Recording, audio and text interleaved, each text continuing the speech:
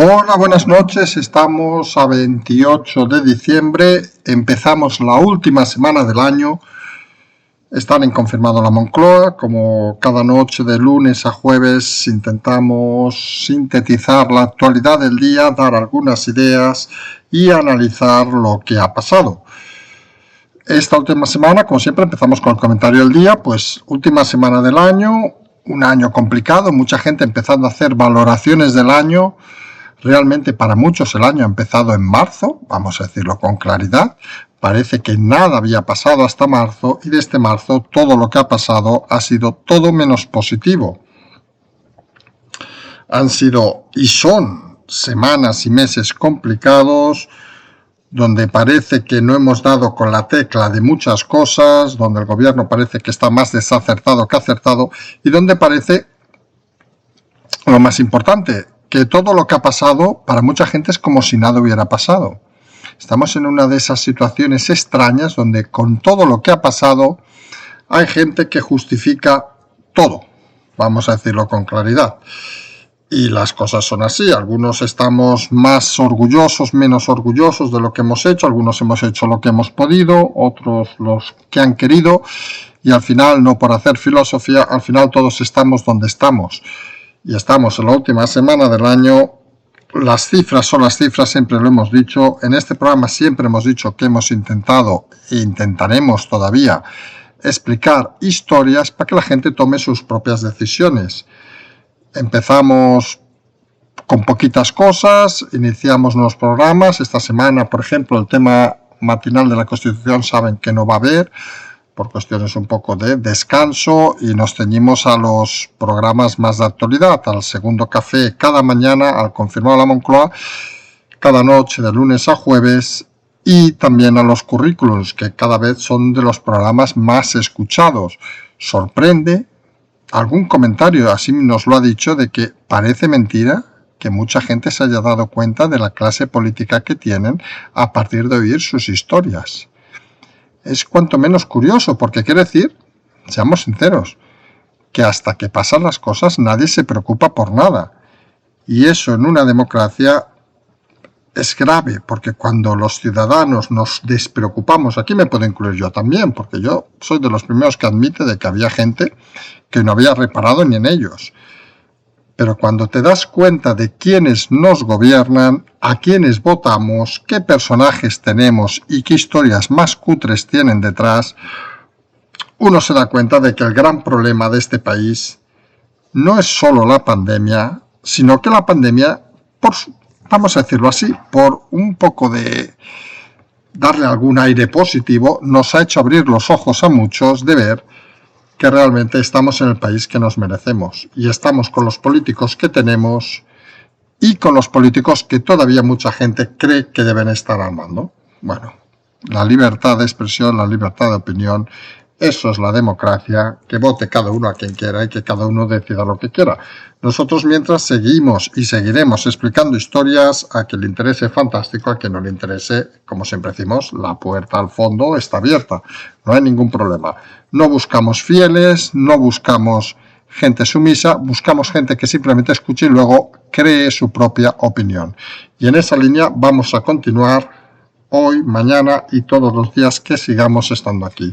Lo hemos dicho más de una vez, nosotros estamos aquí de paso. Cuanto antes acabemos, mejor para todos, porque será un buen síntoma de que las cosas empiezan a funcionar. Vamos ya a los titulares del día. Primer titular, oficialmente hemos pasado los 50.000 muertos. Oficialmente saben que en este país no quiere decir realmente, sino es la cifra que dice el gobierno. Finalmente se ha decidido a decir de que hemos pasado de 50.000 muertos. Las cifras reales ya las sabemos, estamos hablando de 70, 80.000 muertos como mínimo, según cifras también oficiales, en este caso del INE, pero no las dice el señor Simón, con lo cual parece que son menos oficiales la gente que se dedica precisamente a hacer estadísticas, cuanto menos curioso. Siguientes titulares del día. La Fiscalía parece que sigue manteniendo esas decisiones que sorprenden, teniendo a la Lola de jefa, y mantiene la imputación a Podemos en el caso Neurona, según diversas filtraciones que han aparecido durante la tarde de hoy. Parece que el tema judicial se va a seguir complicando para Podemos. Siguiente titular del día, algo que llevamos aquí diciendo desde hace semanas. La agenda de la presidenta Isabel Díaz Ayuso cada vez preocupa más a Génova. No solo era el hecho, que parecía para algunos aislados, de Cataluña, ahora también ha empezado a tomar posiciones en Castilla-La Mancha y parece que todo forma parte de un escenario de cara a ese hipotético congreso, reunión, asamblea del PP en mayo. Vamos a ver cómo llegan los, ya podríamos decir, candidatos, con qué apoyos y con qué resultados. Está claro que las últimas encuestas que dan una subida al PP, que para algunos podrían ser un buen respaldo a Casado, en el fondo para otros significan algo más claro, que si en vez del personaje oscuro oficinista de Casado hubiera alguien con un poco más de gancho, no estarían a poco del PSOE, sino estarían ya sobrepasando al PSOE. Y el último titular del día de hoy nos vamos a centrar, obviamente, en la crisis económica, algo que a algunos parece que se van olvidando. Hemos hablado muchas veces de las diversas fases de esta pandemia. Siempre hemos dicho de contraponer la sanitaria a la económica. Parece que cuando se habla de sanidad no se habla de economía y cuando se habla de economía no se habla de sanidad. Para nosotros ambas son graves. Insistimos en la frase, una de las iniciales que dijimos en nuestros programas. Matará más la economía, la crisis económica, que la crisis sanitaria. Una frase que tristemente se confirma día a día.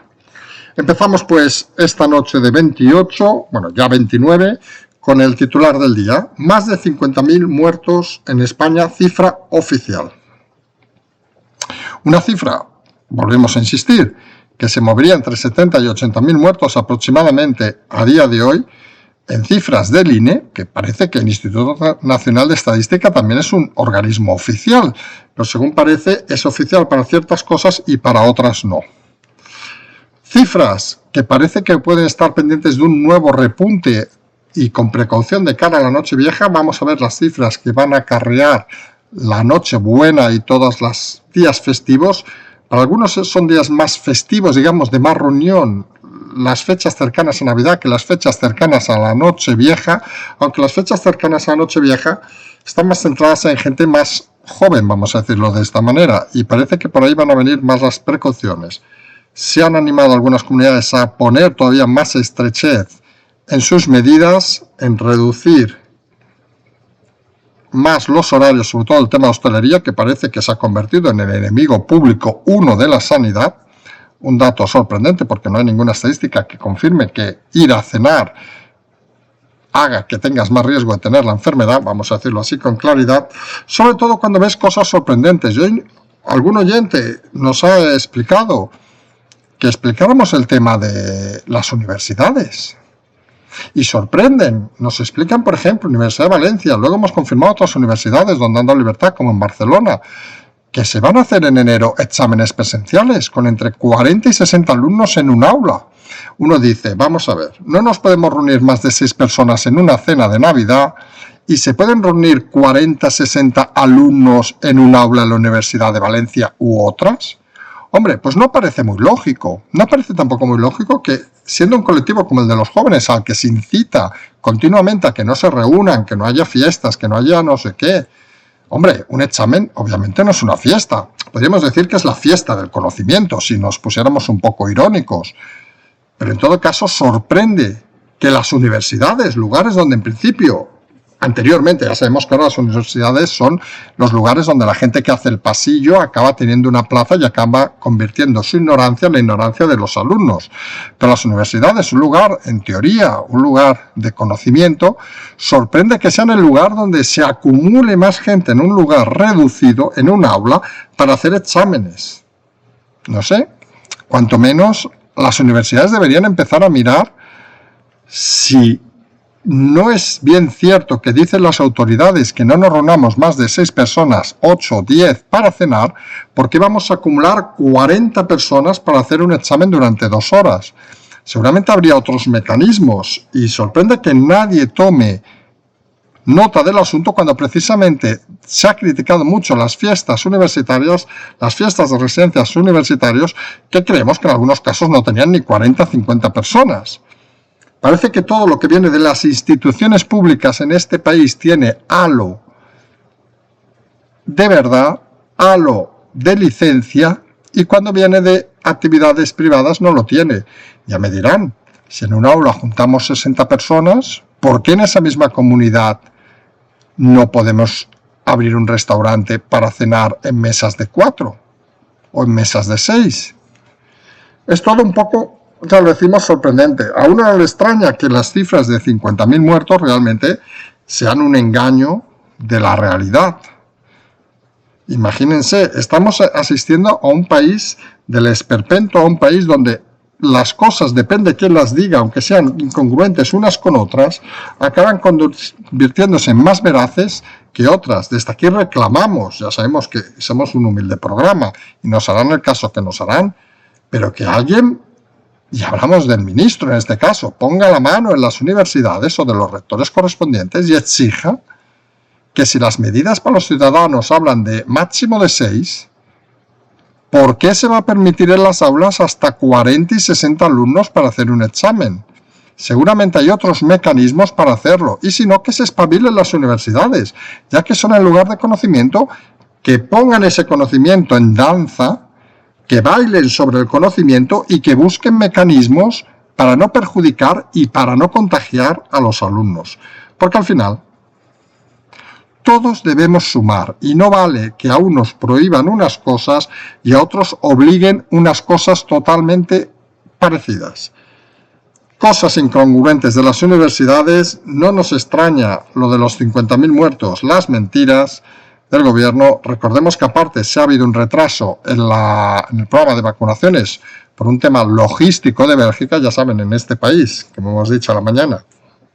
Nunca hay problemas, no nos equivocamos con nada, somos los genios del mundo mundial. Yo creo que el gobierno español recibirá el premio Nobel de la paz, de la humanidad, de la sanidad y todos juntos por la gran capacidad que tiene de no generar problemas y de hacer las cosas bien. Ironía on. Pues parece que ni esto saben hacer y en todo caso parece que seguimos por ese mal camino que se inició en marzo. Camino que parecía, en el caso de este segundo titular, en el caso de la Fiscalía, camino que parecía tener controlado el gobierno.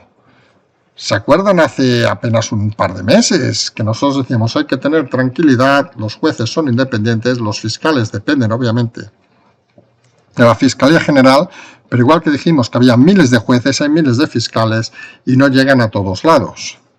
Obviamente se preocupan más por unos temas que por otros, y la presencia de la Lola, vamos a llamarla así, la Lola, la exministra, la amante, mujer, amiga, no sabemos cómo llamarla, del condenado y quitado de la justicia, exsecretario de Estado Garzón, también fue juez, por cierto, pues parece que no tiene tan controlada la Fiscalía, o la tiene y está modificando las cosas a su entender, dando una cosa por delante y otra por detrás. Porque resumamos dos temas. La Fiscalía se opone a los indultos en Cataluña, el gobierno dice que son ellos quienes deciden, fíjense el detalle, de cara a público. Si la Fiscalía depende exactamente del gobierno, podría ser, y vamos a lanzar una hipótesis, que de cara al público la Fiscalía actúa de una manera para dar una idea a los contrarios, en este caso a los del indulto, y de cara a los socios el gobierno habla de otra manera. Caso parecido que pasa con el tema de Podemos y Neurona. Pidió Podemos que se archivara el tema y la Fiscalía ha decidido en la tarde de hoy que no, que hay que seguir imputando a Podemos. Parece que o el gobierno da unas órdenes por un lado o la Fiscalía les ignora. Son dos temas que parece que tienen mucha similitud. Y habría que ver si es que al final la Fiscalía depende tanto del gobierno o tienen capacidad de decisión propia. Algunos apostamos por este segundo tema, que al final los fiscales, y lo hemos dicho alguna vez, los fiscales como los jueces, cuando pase este gobierno van a seguir en la Fiscalía, van a seguir en la Judicatura y no se van a mojar por un gobierno que cada vez está más quemado y más desaparecido. Y estos detalles que a veces explicamos, creemos que son los síntomas claros de la caída del gobierno, e insistimos en este tema a finales de semana, de final de año, los fiscales ya no hacen tanto caso a la Fiscalía General, porque son conscientes de su responsabilidad y de su profesionalidad. Y en ese sentido, parece que prefieren seguir argumentos jurídicos, y es obvio en el caso de los indultos, lo hemos explicado alguna vez. Si alguien que hace un delito, y hemos puesto siempre el mismo ejemplo, un violador de niños, por poner algo muy claro, no solo dice que seguirá haciéndolo, que reniega de lo que ha hecho, sino que seguirá haciéndolo, parece que el indulto no es el mejor camino. Pues aquí estamos en lo mismo en el caso de los indultos de los políticos presos catalanes. Que está claro que si no solo no renuncian, sino que dicen que lo volverían a hacer, parece que el indulto no es la forma de solucionar ningún problema. Y el reto parece que los fiscales empiezan a decirle al gobierno, oiga, que usted quiere indultarlos, hágalo, pase por encima nuestro, que tiene la autoridad de hacerlo, sí, pero mójense ustedes. Y parece lo mismo en el caso de Podemos y la imputación del tema de Neurona. Los fiscales insisten en que hay que imputar al partido y el gobierno parece que insiste en que no hay que imputarlos. Y los fiscales acaban diciendo, oiga, pues ustedes hagan lo que quieran, pero de cara al público los fiscales intentamos aplicar la justicia, igual que los jueces. Y ese salto cualitativo que no habíamos visto hace unas semanas es importante. Son de esos detalles que a veces comentamos en los programas que hay que pensar y repensar. Y hay que pensar y repensar por qué los fiscales cada vez ignoran más las directrices de la Fiscalía General. Y solo tiene dos explicaciones.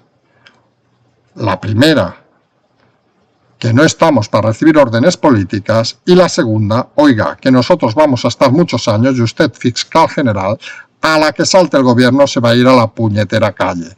Y usted no nos va a hacer pringar con sus obsesiones cuando usted ya no esté aquí. Algo claro y rotundo que implica de esos pequeños pasos positivos que siempre hay que valorar. Hablando de pasos, ¿cuánto tiempo llevamos hablando de la agenda de Ayuso?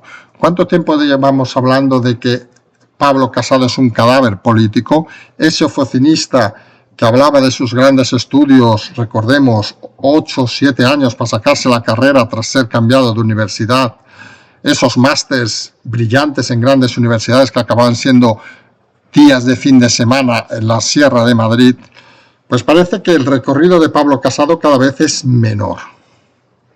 Ya aparece poco, en situaciones extrañas, vestido con yo qué sé qué, depende, con un uniforme, con no sé qué, con cosas muy raras. Es decir, parece que la gente que va a la comunicación de Casado sigue estando en el siglo XIX. Y ahora ya empieza a preocupar lo que llevamos diciendo desde hace semanas, la agenda de Ayuso. Empezó con el tema de Cataluña, que muchos en Génova no entendían qué pintaba Ayuso en Cataluña apoyando al candidato Fernández, y ahora hoy se ha movido sin prácticamente aviso a Castilla-La Mancha para apoyar a un candidato. Ayuso está haciendo una doble función, que es comandar la Comunidad Autónoma de Madrid y empezar a posicionarse. Y ojo a sus alianzas, hoy estaba comiendo con el alcalde de Madrid, empezar a posicionarse para un posible salto contra Pablo Casado, lo decimos así con claridad. Y hemos dicho una cosa que es fundamental en esta trayectoria última de Ayuso. Detrás está Miguel Ángel Rodríguez, Mar, para los conocidos, esa persona que aupó a Aznar, esa persona que algunos consideramos una persona muy brillante, aunque tenga algunos problemas que algunos han aireado ya por otros lados, pero eso no quita la profesionalidad y la capacidad que tiene de generar un Ayuso perdida en el horizonte a convertirla en un referente en el futuro. Y vamos a ver más Ayuso los próximos días, las próximas semanas. No sabe cómo enfrentarse a ese problema la dirección de Génova, porque la dirección de Génova sigue obsesionada en pensar, como ven las últimas encuestas, que están a punto de alcanzar al PSOE. Y sinceramente, vamos a decir las cosas con claridad. Luego de más, no hablamos de los 50.000 oficiales, sino los oficiales del INE, de más de 70, 80.000 muertos, luego de la caída desastrosa que vamos a hablar en unos momentos de la economía española, luego de las mentiras continuadas del gobierno, de la propaganda del gobierno, se ilusionan los del PP de Casado con estar a puntos del PSOE. Pues qué mala visión de futuro tienen. Y algunos analistas, y ahí incluimos a los asesores de Ayuso, ven la oportunidad de que un cambio en la dirección del PP les puede dar ese valor añadido, ese salto cualitativo que les falta para sobrepasar al PSOE. Es aquello de estar a punto de llegar, saber que con Casado no van a sobrepasar porque están en el tope, pero con alguien nuevo que puede ilusionar, pueden dar ese pequeño salto cualitativo que los pondría por delante. Y Ayuso, ya sabemos, no va a tener ningún problema en pactar con otros partidos de derecha para conseguir el poder. Y podemos asistir a un vuelco, y algunos cada vez vemos con un poco más de claridad, la potencial primera presidenta de España, mujer. Recordemos que tuvo su oportunidad el Guadiana Robles, se negó, sacó Bordó, y ahí la tienen, en una esquina del Consejo de Ministros, pintando menos que nadie. En fin, y como no íbamos a olvidarnos hoy de la crisis económica, más datos que han ido apareciendo hoy. Más de 48.000 empresas han cerrado ya en España. Las ayudas de España a nivel autónomo, se ha publicado hoy, son una sexta parte de las que hay en otros países europeos. Por decir que hay ayudas, vamos a hacer de alguna forma clara. Los hoteles en Barcelona, más datos, un 95% de descenso de la facturación y ocupación respecto al año pasado. Esos son datos. Ya me dirán ustedes, imagínense todos los que nos escuchan y los que no nos escuchan. Si un año ingresan 2.000 euros al mes, 1.000 euros al mes y les quitan el 95% y les dejan a 100 euros o 50 euros respectivamente, ya me dirán de qué viven. Pues señores, los hoteles, las cadenas hoteleras no dejan de ser como las personas al final. Igual que las personas son como las empresas, necesitan dinero para gestionar. Y pueden tener caja, pueden tener recursos, pero está claro que una situación del 95% de descenso las hace inviables. Y los datos son los datos. 48.000 empresas cerradas, la mayoría de uno o pocos trabajadores. Esas empresas que no tienen recursos, que tienen seguramente la mayoría de los empresarios, de los emprendedores, avalando todos los créditos para haber mantenido con dignidad la empresa. Estamos hablando de carne de desastre, porque se nos están yendo y está fulminando este gobierno a todos aquellos que ofrecen valor añadido a la economía. Nunca debemos de olvidarlo. No está desapareciendo esos que hacen un horario fijo y se olvidan al día siguiente, no, están desapareciendo esos que se esfuerzan muchas veces más de 20 horas, 24 horas, que no duermen al final de mes para pagar las nóminas, que crean empleo y que son lo principal de una economía de mercado. Y esa gente es insustituible, y más en una sociedad como la actual, donde lo que se fomenta precisamente no es eso. Se fomenta el estar sentado y que te paguen. En ese sentido, estamos asistiendo a una crisis económica que no solo son números, sino que es sobre todo social, en el sentido de que vamos a fulminar una generación de personas, de emprendedores, que son el futuro del país. Sí, políticos, ustedes que no han trabajado en su vida, pues su sueldo viene de esa gente que han dejado tiradas, que han machacado, que han hundido, a las que no han ayudado, y que seguramente más de uno pensará, ahora voy a pagar yo al Estado que les den. Porque al final la respuesta se acaba convirtiendo en individual, porque cuando mucha gente ha aportado a este país y ve que cuando ha llegado el momento de que el país les aporte a ellos y los deja tirados, pues obviamente su respuesta es, bueno, yo si vuelvo a emprender, no se preocupen que conmigo no cuenten. Y eso es algo que hemos explicado muchas veces, es algo que se explicó en su momento, cuando los concursos de acreedores, que a muchos de los emprendedores que dejaron tirados, nunca más han respondido a la sociedad, porque se sintieron abandonados. Imagínense ahora que estamos hablando de multiplicar esa cifra por miles.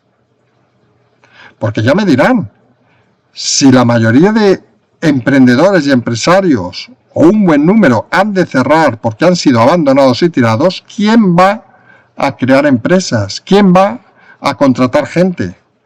¿Van a contratarlo los políticos de turno?